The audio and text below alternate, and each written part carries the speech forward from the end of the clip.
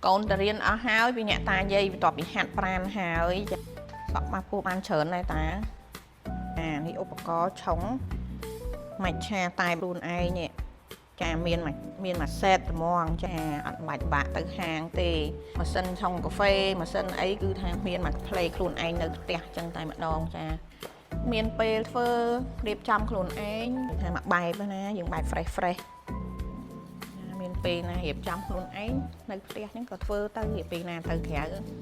អត់ពេលធ្វើក៏ទិញគេចឹងទៅចាហើយហាងអត់ដូរណា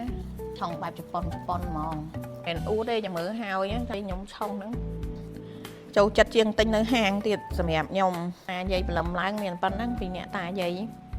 មុននឹងចាប់ផ្ដើមការងាររស់ស៊ីយើងទៀតបញ្ចូលធម្មពលភេសជ្ជៈ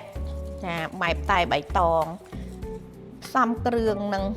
ធ្វើដោយចាព្រះស្វាមីឆ្ងាញ់ជាងគេលើលោកពីព្រោះតែបៃតងហ្នឹងចង់និយាយថា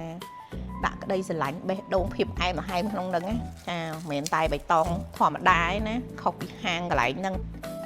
អរគុណនិយាយមែនណាឆ្ងាញ់ណាស់ផ្ទះខ្ញុំចូលចិត្តរៀបបែបស្លាស់ចាបែបស្លាស់អញ្ចឹងខ្ញុំថតតែមួយជ្រុងឯណានៅខាងមុខនៅខាងគៀននៅខាងអីទៀតនេះថតមួយជ្រុងចូលចិត្តរៀបបែបស្លាស់អញ្ចឹងអ្នករស់ស៊ីយើងរៀបស្លាស់អញ្ចឹងមានហុងស៊ុយមានងៅហេង